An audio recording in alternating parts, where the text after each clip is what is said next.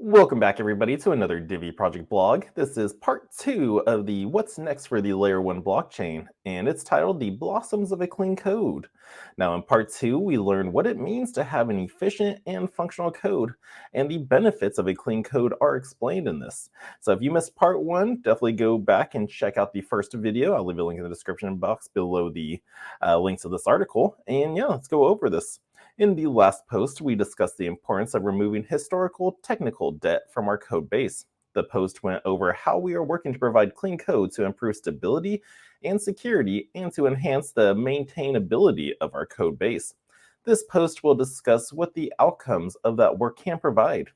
Now, it is critical to understand that the improvements made by refactoring the core Divi blockchain code base opened up the creative pathway to invent staking vaults, combining some of the existing features of the blockchain with a dose of ingenuity. Now, this technology, unique to Divi, solves some of the most frustrating aspects of crypto in general. The tendency for centralization and third party custody to make things easier. Vaults are the best response to this force out there, by far. Now, by separating the user's staking funds from the node that finds consensus in the network, users can keep their funds safe in a cold wallet. Seed words, private keys, or offline wallet file, cold staking, if you will. Meanwhile, a Vault Manager node performs the function of decentralizing the network and adding weight to the consensus findings. It has all the features of a hardware wallet but gives the advantage of a staking hot wallet without delegation or pooling. Now, this technology has further uses. We see it in our DeFi offerings, where a smart contract mints wrapped Divi based on the funds in a vault. There will be other use cases for vaulting in Divi's future. Now, the critical part is that vaults have all the advantages of masternodes without increasing the attack surface of the chain. Masternodes were meant to serve as a governance placeholder, while the blockchain technology was better developed, but it has become clear that the kind of governance they were to facilitate is not fully compatible with the decentralization and security of the network. As such, they have ended up doing nothing that staking nodes doesn't already do. Meanwhile, we can look to layer 2 methods to implement governance, such as the upcoming Divi DAO, for which there is another blog post. And if you haven't checked that one out, go give it. I did an overview of that. I even did a vote on there so you can see how to do it. Now, there are additional reasons to be enthusiastic about vaults. We have a patent on them, so even if I copied from our node source code, open source, the ability to launch them the way we do easily in the wallet and soon desktop would need to be licensed by other projects. Finally, this immense amount of core code refactoring opens up the new possibilities outside vaults. On-chain subscriptions enable crypto-based recurring payments, gift cards, escrow services, and more.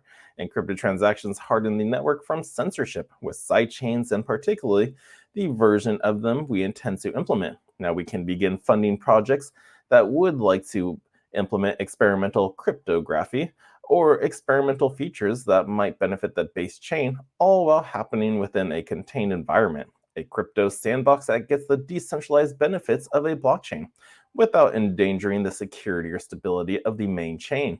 In essence, Divi sidechains will allow users to create dApps as they see fit, which won't drag down the performance or security of our layer 1. All those immutable destroying ideas that people have for layer 1 chains mentioned in the last blog post can be implemented on side chains.